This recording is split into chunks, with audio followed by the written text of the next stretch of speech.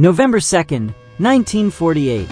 The air is thick with uncertainty as millions of Americans anxiously await the results of the most unpredictable election in decades. President Harry S. Truman, the underdog, boards his campaign train in St. Louis, Missouri, with cautious optimism. Thomas Dewey, the Republican challenger, is already preparing his victory speech. But a storm is brewing, literally and politically.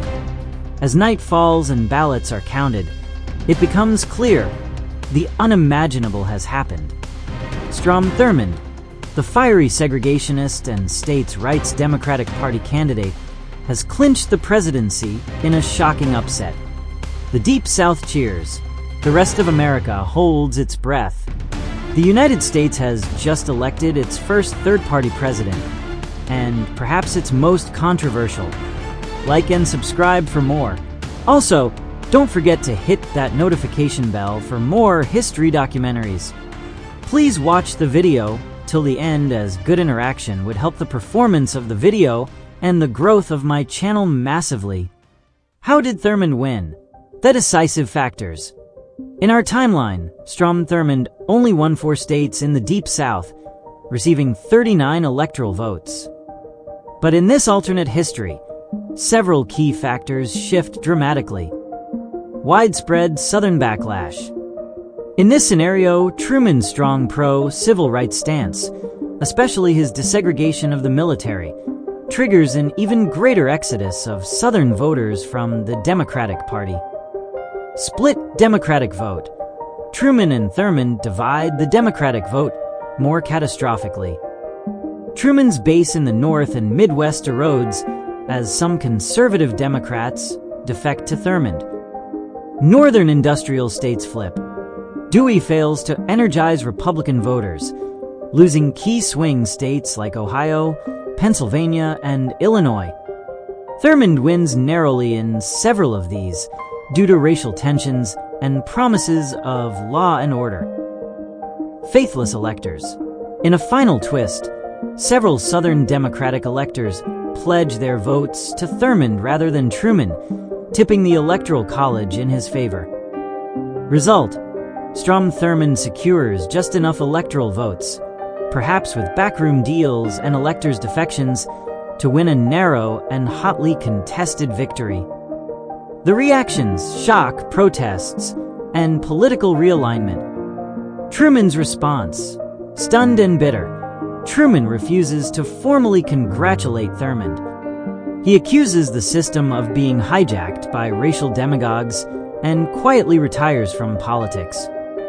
Dewey's reaction: Dewey, defeated twice, is politically finished.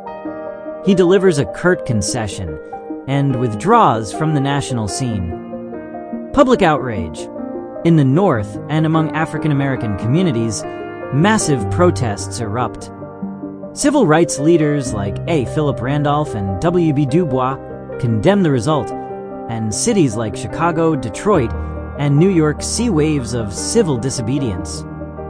The Bible Belt rejoices. In the South, Thurmond is hailed as a defender of traditional values and states' rights. Churches ring bells, and Confederate flags fly openly in celebration. Thurmond's presidency: division and dissent.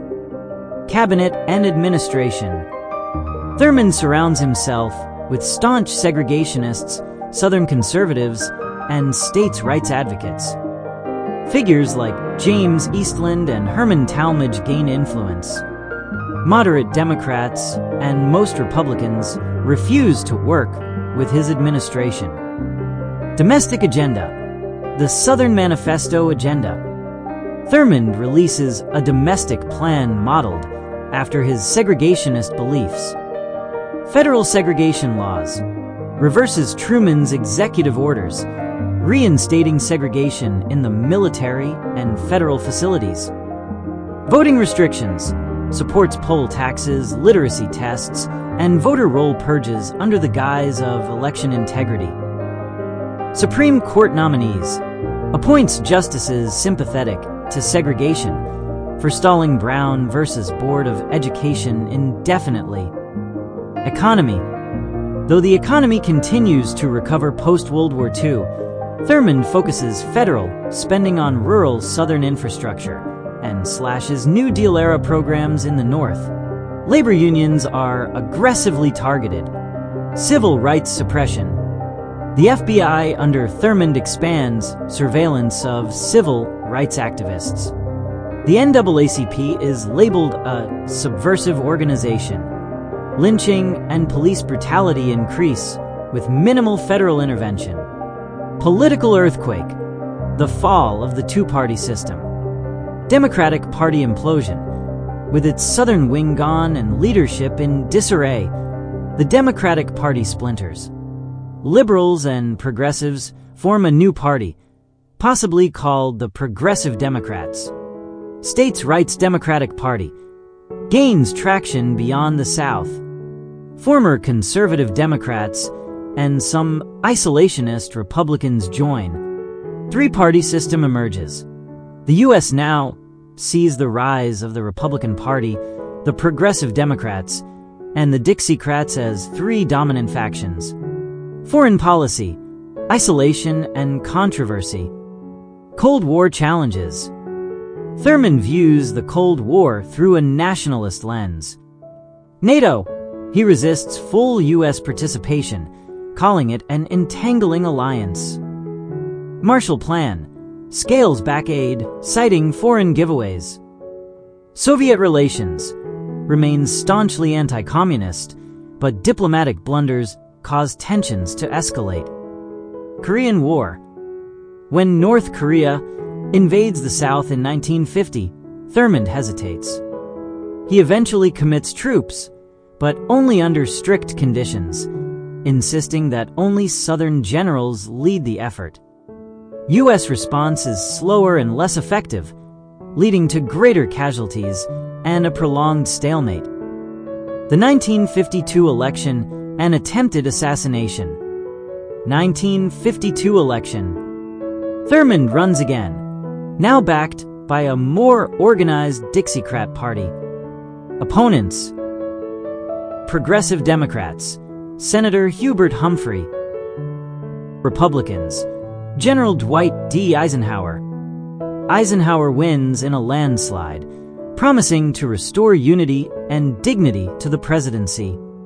Assassination attempt. In 1951, a group of Puerto Rican nationalists, angry about Thurmond's stance on colonial rule, attempts to assassinate him like Truman in our reality. The attempt fails, but tightens national security around the president. Civil liberties suffer. Thurmond's legacy stuck in the past. Unlike in our timeline, Thurmond never moderates his views. He remains a vocal opponent of civil rights until his death. By the 1960s, as the civil rights movement explodes, Thurmond is remembered as a symbol of obstruction and racial hatred. The South becomes a political battleground, with younger generations turning away from Thurmond's legacy. But his early presidency sets back the civil rights movement by a decade or more. Martin Luther King Jr.'s rise is slower, and federal protections for Black Americans are delayed until the late 1970s. Conclusion: an America divided. If Strom Thurmond had won in 1948, the United States would have entered a dark chapter defined by repression, political fracture, and racial division. The Cold War may have been longer, the civil rights movement weaker, and American democracy deeply shaken. History, as it happened, was far from perfect, but perhaps, in electing Truman, the nation narrowly avoided an authoritarian detour that could have changed the course of the 20th century. What do you think? Write your opinion and version of the story in the comments below. Please be polite and kind. If you want to know what would have happened if Kerry defeated Bush in 2004, click on the video on the left. Thanks for watching.